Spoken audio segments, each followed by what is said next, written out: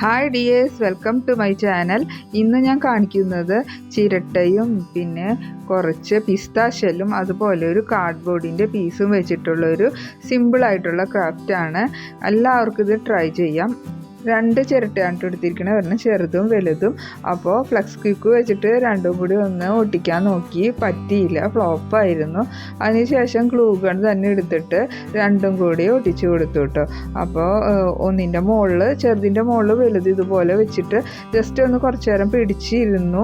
അപ്പോൾ ജസ്റ്റ് ഒന്ന് ഒട്ടിയപ്പോൾ ഞാനത് മാറ്റി വെച്ച് കുറച്ച് നേരം ഒന്ന് ഒട്ടാനുള്ള ടൈം കൊടുത്തു. ആ നേരം കൊണ്ട് കാർഡ്ബോർഡിൻ്റെ പീസ് എടുത്തിട്ട് ഇതുപോലെ റൗണ്ട് ഷേപ്പിൽ കട്ട് ചെയ്തെടുത്തു കേട്ടോ. ഇതിനകത്തേക്ക് നമ്മുടെ പിസ്ത ഷെൽസ് ഓരോന്നായിട്ട് ഈ വീഡിയോയിൽ കാണുന്ന പോലെ ഞാനൊന്ന് ഒട്ടിച്ചു കൊടുത്തു. ചിരട്ട ഞാൻ കുറച്ച് നേരം വെള്ളത്തിലിട്ട് വെച്ചിരുന്നു കേട്ടോ. എന്നിട്ട് അതിൻ്റെ മുകളിലുള്ള ആ ചകിരി പോലത്തെ ഭാഗമൊക്കെ കത്തി വെച്ചിട്ട് ജസ്റ്റ് ഒന്ന് കളഞ്ഞിട്ടുണ്ടായിരുന്നു. അതിന് ശേഷം ഒരു സാൻഡ് പേപ്പർ ഉപയോഗിച്ചിട്ട് ജസ്റ്റ് ഒന്ന് അതിൻ്റെ മുകളിലൊന്ന് അരച്ചു കൊടുത്തപ്പോൾ നല്ല ക്ലീനായി കിട്ടിയിട്ടോ.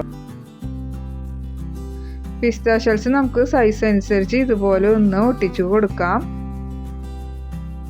ഓരോ റൗണ്ട് കഴിയുമ്പോൾ ആ റൗണ്ടിൻ്റെ ഗ്യാപ്പിലായിട്ട് നമുക്ക് നെക്സ്റ്റ് റൗണ്ട് സ്റ്റാർട്ട് ചെയ്തുപോലെ. വീഡിയോ കാണുന്നതിനിടയ്ക്ക് ലൈക്കും ഷെയറും സബ്സ്ക്രൈബും ചെയ്ത് സപ്പോർട്ട് ചെയ്യാൻ മറക്കരുത്. ഇടയ്ക്കിടയ്ക്ക് ഞാനിത് പറയുന്നുണ്ട്, ആരും സബ്സ്ക്രൈബ് ചെയ്ത് സപ്പോർട്ട് ചെയ്യണില്ല കേട്ടോ.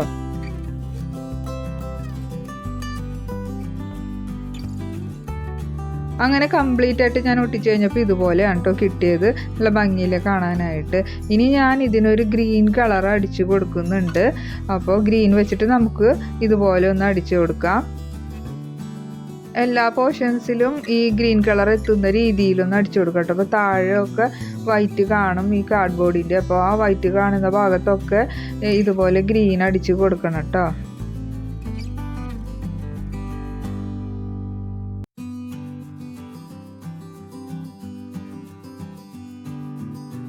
അങ്ങനെ നമ്മുടെ ചിരട്ടക്കുട്ടികൾ രണ്ടും ഒട്ടിക്കിട്ടിയിരിക്കുകയാണ്. ഇനി നമുക്ക് ഇവനെ ഒന്ന് പെയിൻ്റ് അടിച്ച് കുട്ടപ്പനാക്കണം.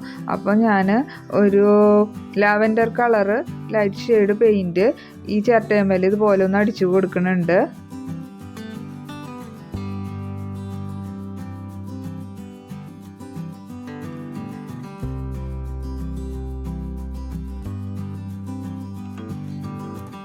പെയിൻ്റ് അടിച്ചതിന് ശേഷം ഈ ചിരട്ടേനെയും ഞാൻ വെയിലത്ത് വെച്ചു. അതുപോലെ തന്നെ ഗ്രീൻ കളർ അടിച്ച പിസ്ത ഷെല്ലും ഞാൻ വെയിലത്ത് വെച്ച് ഉണക്കി എടുത്തിട്ടുണ്ടായിരുന്നു കേട്ടോ. ഇത്തിരി നേരം വെച്ചാൽ മതി, അപ്പോഴത്തേനും ഉണങ്ങി കിട്ടും. നമുക്ക് കണ്ടോ, ഇതുപോലെ നമുക്ക് ഉണങ്ങി കിട്ടിയിട്ടുണ്ട്. ഇനി വേണ്ടത് കുറച്ച് കല്ലുകളാണ് കേട്ടോ.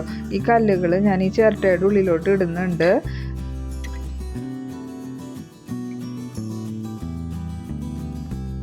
അങ്ങനെ നമ്മുടെ ചിരട്ടയിൽ കല്ല് നിറച്ച് കഴിഞ്ഞു കേട്ടോ. ഇനി നമ്മൾക്ക് ഈ പിസ്ത ഷെല്ല് വെച്ചിട്ടുണ്ടാക്കിയ പ്ലാന്റ് ഉണ്ട്, സക്കുലൻ്റ്, ഇതുപോലത്തെ ഒരു സക്കുലൻ്റ് പ്ലാന്റ് ഉണ്ട്.